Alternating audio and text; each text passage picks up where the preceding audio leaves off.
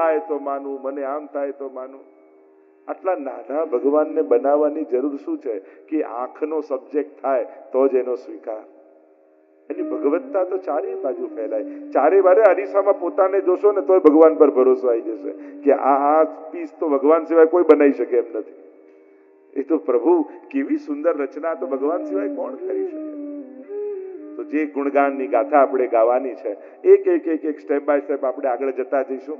કારણ કે ગુણગાન જ્યારે કરો છો તો નામ, રૂપ, લીલા, ધામ આ ચારેયના ગુણ ગાવા પડે, નહીં તો કથા અધૂરી રહી જાય. નામથી શરૂઆત થાય. નામ મહિમા એસી જુ જાનો. 41 પદમાં નામનો મહિમા છે, રૂપનો મહિમા છે, લીલાનો મહિમા છે, ધામનો મહિમા છે. શ્યામ સુખ ધામ જહા નામ ઇનકે. 41 પદમાં જયારે તમે જો ગાતા હો છો ત્યારે આ ચારેયનો મહિમા, એટલે જ 41 કહીએ ને. કેમ 41 નો મહિમા શું છે? મર્યાદા માર્ગમાં 40 સા હોય, આપણે ત્યાં 41 સા બધા. શિક્ષાપત્ર કેટલા? તો 41. યમુનાજીના પદ કેટલા? તો 41. એક કંઈક વિશેષ હોય, કારણ કે સ્વરૂપ ભક્તિ છે ને એક છે. 4 અને 1, 4 અને 1 એટલા બધા ભાવો બતાવ્યા 41 ના, પણ ઘણા બધા ભાવો છે. એની ચર્ચા કરવા જોઈએ તો ઘણો સમય જોઈએ. નામ, રૂપ, લીલા, ધામ કોઈ એક ના ગાવા જેવા છે તો યમુનાજી છે. યા ધર્મ, અર્થ, કામ, મોક્ષ ચારે પુરુષાર્થ કોઈ એક દ્વારા સિદ્ધ થતા હોય તો યમુનાજી. 4 1 4 1 4 એમ 41 ના ઘણા ભાવ થઈ છે. પણ સીધી સાદી ભાષામાં એમ કહીએ, આપણી ને ઠાકોરજીની એક તાલી થઈ જાય એ જ 41 છે. 41 નો સીધો સાદો ભાવ એમ કરી શકીએ. અને આ 41 પદ યમુનાજીના 41 સ્ટેપ છે, પગથિયા છે. તો અને સીધા વૈકુંઠ કહ્યું ને, ઉભય કુલ નિજ ખંભ હે તરંગ જુ સીડી માન, શ્રી યમુના પ્રગટ વૈકુંઠ કી પ્રગટ નિસરણી જાન. વલ્લભ સાખીમાં કહ્યું છે કે એક એક લહેરો એક એક પગથિયા છે. એટલે આ 41 ઘાટ આવશે. એમ તો 40 ઘાટ ને 41મું એ વિશ્રામ સ્થળ, એ વિશ્રામ ઘાટ. એટલે આપણું જીવન યમનોત્રીથી વિશ્રામ ઘાટ સુધીની યાત્રા એ આપણી છે. શરૂઆત થાય ભાવના પ્રવાહની, અને કદાચ સાંભળતા સાંભળતા યમુનાજી ભાવનું દાન કરે ખરા. દરેક વસ્તુ તરત જ સમજાઈ જાય જરૂરી નથી, અને ન સમજાય એટલે નકામી છે એવી ગેરસમજમાં નહીં રહેવું. ઘણી વાર આપણે ના ખબર પડે એમ કે, પણ પ્રયાસ કર્યો, સાંભળવાનો કોશિશ કરી. જેમ જેમ સાંભળશો એવા આનંદની અનુભૂતિ થઈ જશે. પણ ઘણી વાર ઉત્તમમાં ઉત્તમ વસ્તુઓને આપણે બહુ નાની વાતમાં છોડી દેતા હોઈએ છીએ અને જીવનનો કેટલો મોટો આનંદ ગુમાવી દેતા હોઈએ છીએ. જીવનમાં કેટલી મોટી એક જે ધરોહર મળવાની છે એનાથી આપણે વંચિત રહી જઈએ છીએ. એટલે કોઈ વસ્તુ જ્યારે તમને સત્ય લાગે છે, ઉત્તમ લાગે છે, તો દરેક વસ્તુ ના સમજાય તરત. આ તો સાંભળતા સાંભળતા કરતા કરતા સમજમાં આવવા લાગે. ઘણી વાર લોકો એમ કે અમને આ સેવા આવડતી નથી ને એટલે પધરાવતા નથી. કેટલો ઊંધો લોજિક. કરો તો આવડે કે આવડે પછી કરવાની હોય? કરો તો આવડી જાય, ગાઓ તો આવડી જાય. યમનાષ્ટક નથી આવડતું નથી કરતા તો 2 વાર વધારે કરો તો જલ્દી આવડી જાય. મૂકી દેવાથી તો ક્યારે આવડવાનું નથી. ન આવડતું એ વસ્તુને વધારે વાર કરાય જેથી શીખી જવાય. આપણે લોજિક જ ઊંધા આપીએ. નથી આવડતું ને એટલે નથી કરતા. કોઈ શીખીને ઉપરથી થોડા કરતા કરતા કરતા શીખી જવાય છે. પણ નાનકડી બાબતને કારણે મહાનતમ તત્વોથી દૂર નહીં થઈ જવું. આપણો લોજિક બહુ બહુ નબળો હોય છે. તરતા આવડતું નથી ને એટલે પાણીમાં કૂદતા જ નથી. અમે તો કૂદે તો તરતા આવડે ને.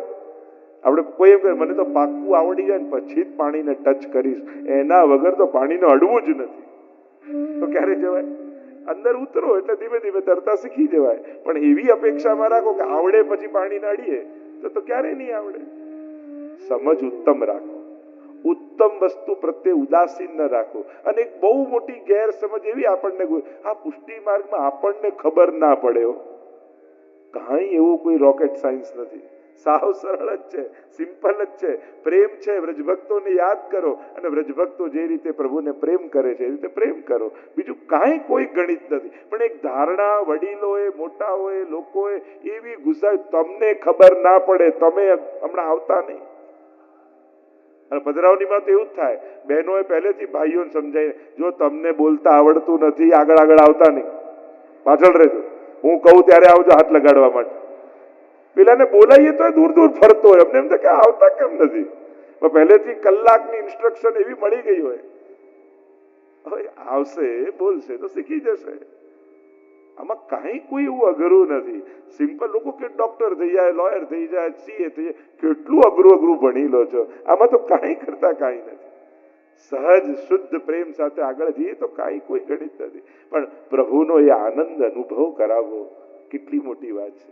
કારણ કે જીવનમાં ઘણી વાર એવો સમય આવશે કે દરેક માણસો પરથી ભરોસો ઉઠશે, એવા સંજોગો આવશે. સગા સ્વજનો નિકટના હોય ને એનોય વિશ્વાસ નહીં રહે. અને આજે થાય છે એવું, આજે હૃદયની વાત કોની આગળ ખુલીને કહેવી એવા ખભાઓ જ નથી રહે. ભલે નિકટના સંબંધી હોય તો ડર લાગે કે આને કહીશું તો 4 જણાને કહી આવશે, આપણી મજાક કરશે. આજે એવા ખભાઓ નથી રહ્યા કે જ્યાં દિલ ખોલી શકાય, માથું મૂકીને રડી શકાય.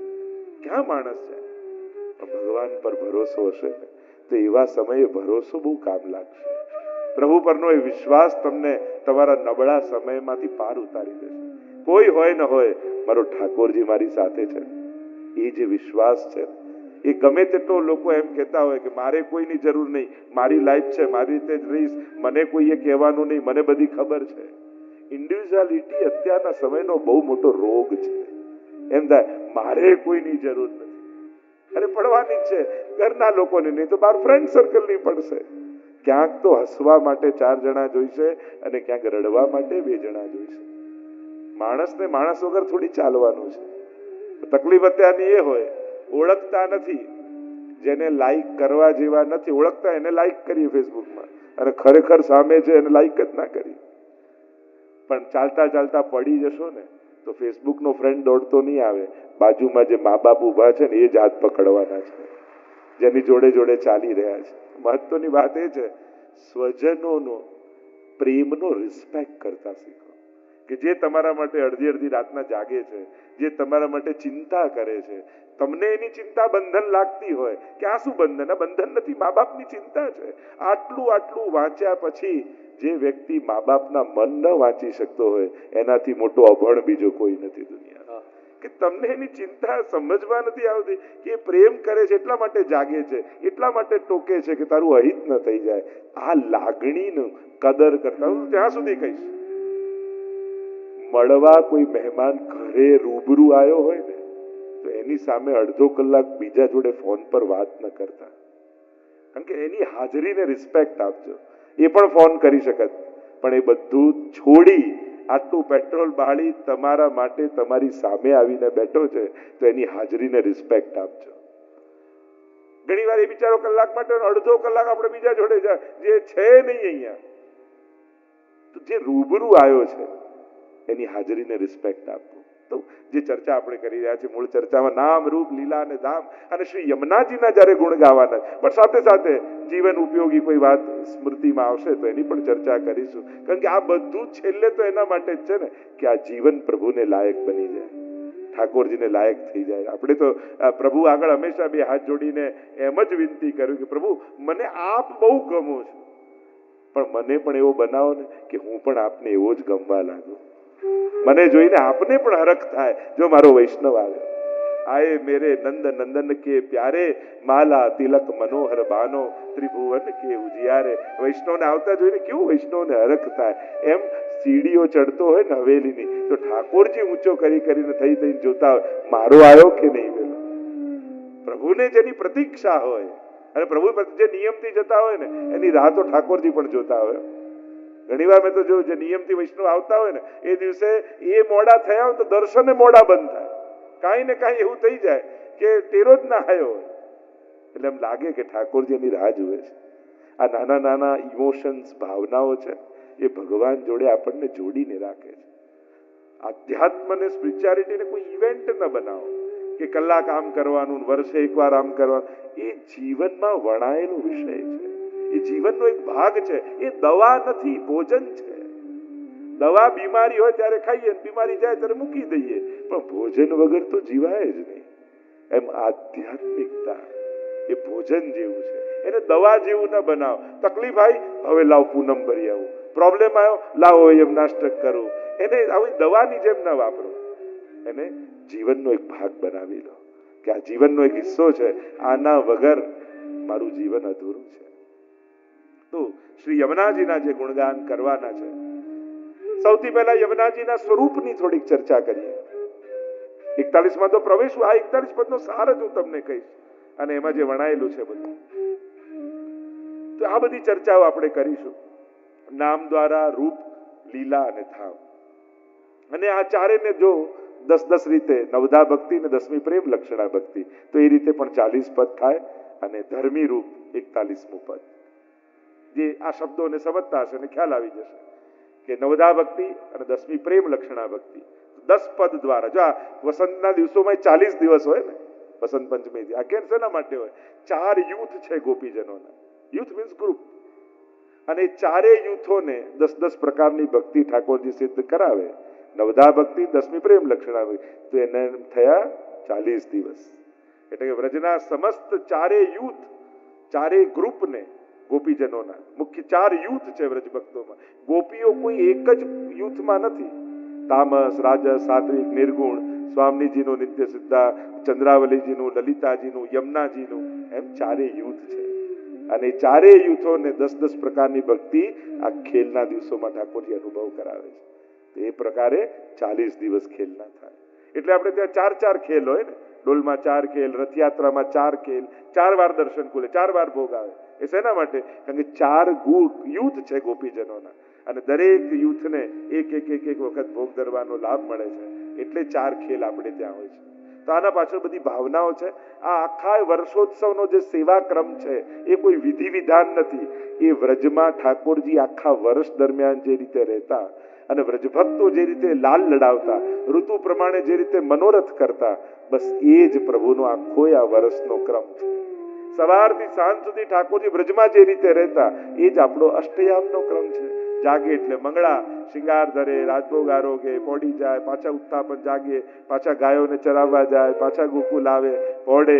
તો ઠાકોરજીનું ડેલી રૂટીન છે. સવારથી સાંજ સુધીની ક્રિયા છે, જેનો ભાવ કરતા કરતા કરતા કરતા ઠાકોરજી એક દિવસ કૃપા કરે અને આપણને પણ વ્રજભક્તોની જેમ પોતાના આનંદનું દાન કરે. એ રીતે એ ભાવથી આપણે અષ્ટયામનો આ ક્રમ કરીએ છીએ. જેથી વ્રજભક્તોને જે આનંદ પ્રાપ્ત થયો એ આનંદની અનુભૂતિ આપણને થાય, એટલે આપણો આ અષ્ટયામનો ભાવ છે. તો આ આખી રીતે આપણો જે ક્રમ છે. તો શ્રી યમુનાજીના મહિમાની જો ચર્ચા આપણે કરીએ તો સૌથી પહેલા મહાપ્રભુજી યમુનાષ્ટકથી પ્રારંભ કરે છે અને એમાં યમુનાજીના સ્વરૂપનો આપણને પરિચય કરાવે છે. થોડોક યમુનાજીના સ્વરૂપની ચર્ચા કરીએ એટલે ખ્યાલ આવી જાય તો તમે વધારે આત્મસાત આ એક પદને કરી શકો. નમામિ યમુના સકલ તુમ મુરારી પદ પંકજ સ્ફુરદ મંદરેણુતરા તટસ્થ નવ કાનન પ્રકટ મોદ પુષ્પાંબુના સુરાસુર સુપૂજિત સ્મરપિતુ શ્રિયમ વિપ્રતે.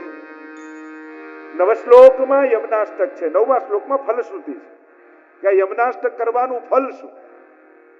અને ષોડશગંધમાં પહેલું, અને પ્રાય મેં જોયું છે બીજા કોઈ પાઠ, સ્તોત્ર, કીર્તન કોઈ ન કરતું હોય પણ યમુનાષ્ટક જરૂર કરતા હોય. લગભગ બધા, લગભગ મા બાપ બાળકોને પણ કહેતા હોય કઈ નહીં તો એક યમુનાષ્ટક કર, એક શ્લોક કર.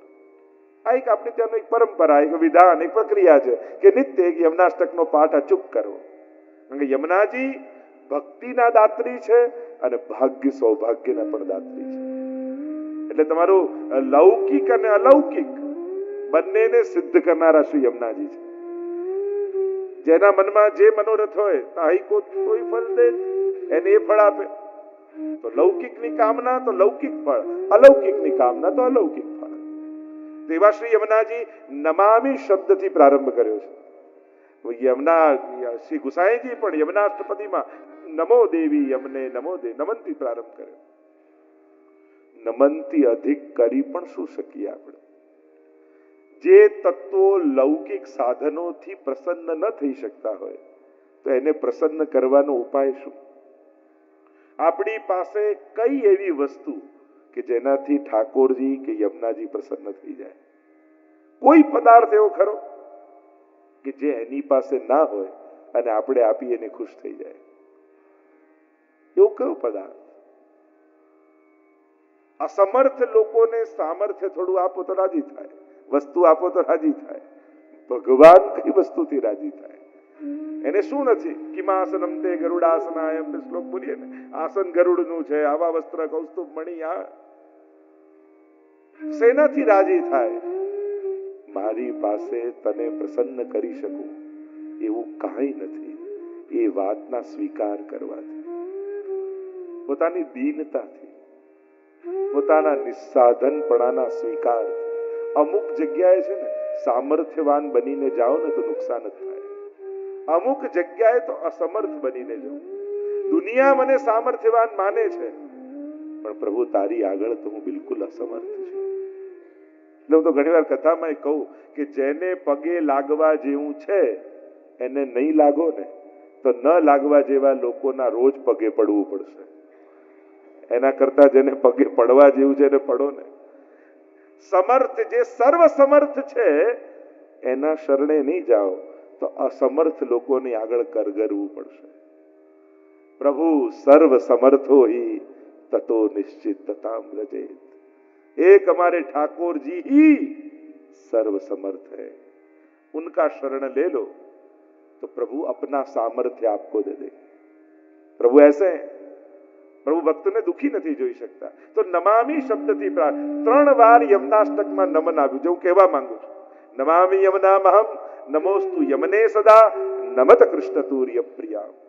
3 વાર નમન શબ્દ આવ્યો છે કારણ કે યમુનાજી 3 સ્વરૂપે છે. સ્વરૂપની જે આપણે ચર્ચા, રૂપ તો આપણે જોઈએ છે કે મુકુટ કાછીનો શૃંગાર છે, હાથમાં કમળની માળા છે, ડાબા હાથમાં 3 કમળ છે અને યમુનાજી જઈ રહ્યા છે. આ રૂપ જોઈએ છે, પણ 3 સ્વરૂપ યમુનાજીના છે. કારણ કે સ્વરૂપ, આકાર અને સ્વરૂપ, આ બંનેનો ભેદ સમજવો જરૂરી છે. આ ભક્તિમાં આ 2 ભેદ સમજી લો, આકાર અને સ્વરૂપ. ગિરિરાજજી પર્વત આકારે છે પણ સ્વરૂપ તો હરિદાસ સ્વરેનું છે. યમુનાજી નદી આકારે છે પણ એનું સ્વરૂપ તો નમત કૃષ્ણ તુર્ય પ્રિયામ, ઠાકોરજીના ચતુર્થ પ્રિયા છે. આકારનો આધાર લઈ અને સ્વરૂપનો અનુભવ કરવો એ જ અધ્યાત્મ છે. કારણ કે આપણને આધાર કોનો જોઈએ? જે આ 5 ઇન્દ્રિયો દ્વારા અનુભવ થઈ જાય. શબ્દ, સ્પર્શ, રૂપ, રસ, ગંધ, આ 5 દ્વારા જ આપણને કોઈ અનુભવ થાય ને કોઈ વસ્તુનો. અને એટલા માટે અનુભૂતિ થાય એના માટે શબ્દ, સ્પર્શ, રૂપ, રસ, ગંધ એનો આધાર લઈએ છીએ. અને આકાર, આ 5 દ્વારા અનુભૂત થાય છે. અંધારામાં આપણને દેખાતું કેમ નથી? કારણ કે આકાર નથી દેખાતો. આકાર નથી દેખાતો એટલે કઈ નથી દેખાતું. અંધારાને કારણે આકાર દેખાય તો આંખને દેખાય. એટલા માટે આકાર